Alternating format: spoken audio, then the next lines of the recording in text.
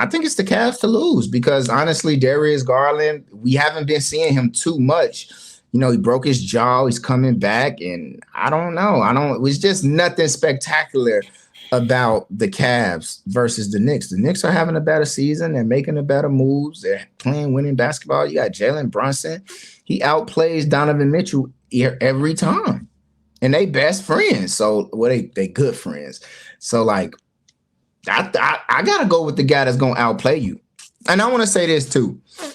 I know it's probably a little bit off topic, but I think when it come down to like Jalen Brunson, like this small guard, he doesn't play like a small guard. He's very finessey. He's very good with his body and getting and picking his spots and setting other people up.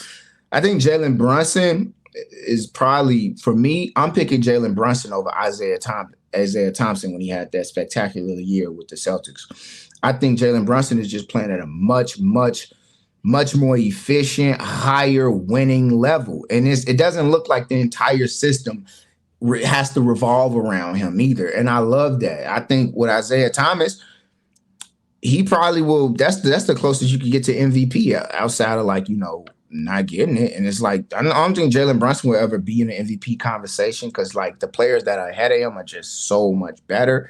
But Jalen Brunson versus Isaiah Thomas, I'm picking Jalen Brunson, like straight up. Like I trust him that much. Yeah, I don't got no problem with that. I mean, I hope Julius Randle returns. He says he's progressing, so that's a good sign. Like you said, he probably gets reevaluated again. But we're in February. We still got 2 months left.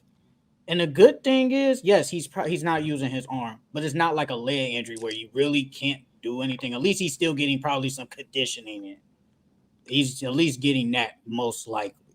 He's probably jogging or something. I think he does return, but I don't trust him. I don't trust him. And what is this? Third time the charm? Nah, I'm still not rolling with you, bro. Because it's gonna probably be Jalen Brunson. Then we got to see an uptick in DiVincenzo, OG. We're finally gonna probably see him get some major minutes in the playoffs. Because when he was on the Raptors when they won, he didn't play like that. He really didn't play. So we can see a different type of OG. Probably if Randall doesn't return, OG is the second best player on the team. And we probably could see somebody better. But I think that might be enough if everybody plays good. It just depends. But the Cavs, it just depends on Darius Garland. Is he gonna play good? I will hope so. But he actually did play pretty decent though last year. It was just Donovan Mitchell who didn't play good. But Darius Garland, you haven't gotten back on track so far this year. You haven't. I know you got jaw broke, but you haven't gotten back. So yeah, I trust the Knicks, and like you said, Jalen Brunson, Isaiah Thomas. I'm cool with Jalen Brunson. I'm cool with Isaiah Thomas. I think he was just more of a. It's weird. It's like I think he's a better scorer, but Jalen Brunson kind of does it at he kind of does it at his own pace. He's gonna get to his spot, and he's bigger. Jalen Brunson's small, but he's bigger than Isaiah Thomas. Isaiah Thomas played big though. He played like he was a big guard, but Jalen Brunson, he might have probably been better. If Jalen Brunson would say on that Celtics team, he probably would have been in the MVP conversation too. If what he's putting up this year, he'd probably be in that MVP too. No, but Isaiah Thomas, he was putting up damn near 30 points every night, man. That shit was crazy. That's a good team though, yeah. Yeah, a really good team. I think honestly, when it comes down to that, it's just because for me, I see it as like the system was set up for Isaiah to take all of those shots, take so many of those shots, and he's jacking up a lot of threes. I think Darius. I think Jalen Brunson is the better scorer. Honestly, I'm not good. That's my take. I'm going to hold that down. But I do think when it comes down to Darius Garland and Donovan Mitchell, from my eye test, it looks like he stifles the play style of Darius Garland because Donovan Mitchell is such a high usage player. He needs the ball to be effective on the court. But I think that in itself is like, there's no way I've seen it's not working. Like the ideal situation that I believe that when you get a Darius Garland and Donovan Mitchell, you're trying to recreate, and it's a copycat league. You're trying to recreate that 1A, that 1B, what we seen with Devin Booker and Chris Paul.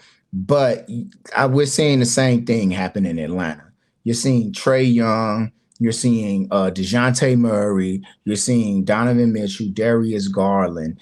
It's just the Hawks situation, of course, is playing out a whole lot shaky and shabby. But with the Cavaliers, I think it's just playing out like it's just not as spectacular as it should be. And it's quite I mean, I think it just comes down to just like sometimes, sometimes it just doesn't work out. You try to recreate that, it doesn't work out. I think you're seeing a kind of a doubleness of it too in Cleveland because Evan Mobley and Jared Allen, I think more so this season. Yes, Jared Allen, he's definitely played a whole lot better without Evan Mobley on the court.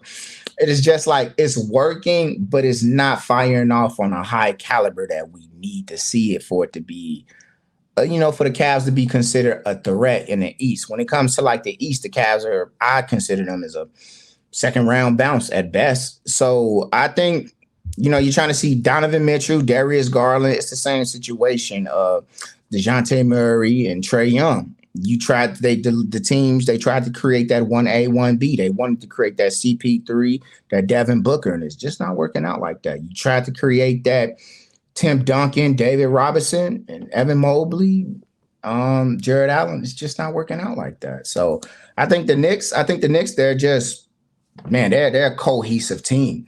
It doesn't seem like anybody is upset with anybody getting a shot. Everyone's getting rebounds. Everyone's playing defense. They're bought in over there.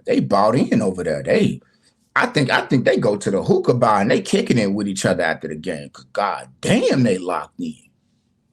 The Cavs would play the Bucks in the second round. They would play them.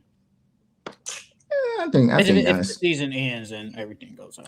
Yeah, I think Giannis will kick their ass. I mean, Giannis alone kicks their ass. I'm not gonna hold you. Like he don't even need Dame and Chris. He kicked their ass. Definitely need Dame. But yeah, definitely need Dame. Yeah. So what else we got? We got Speaking of the Bucks. Yeah, we'll be worried about the Bucks. What do you got on that? What you think? It's weird. It's weird with the Bucks. They had a great offense with Adrian Griffin. Their defense was trash. Doc Rivers comes over. Now it's opposite. They actually are playing better defense. But now their offense is not that good. Since Doc Rivers has been there, they're 3-7. Points per game was 124. That was probably top two. That was top two in the NBA. Best in the East. Now we're going to 111 points. That is a dramatic drop. That's a dramatic. To be worried about the Bucks, I'm going to say not really, but it depends on who they play in the playoffs. Like, if they do got to play against a Cavs team that's another big team, I think the Cavs will give them some problems. If I had to choose who to pick, I would probably pick the Bucks only because of Giannis. Giannis is a difference maker. He's in the realm of Joe. Like, well, I'm not gonna say Joel because Joel doesn't play good in the playoffs. So I'm gonna just say Luka, Giannis, Jokic.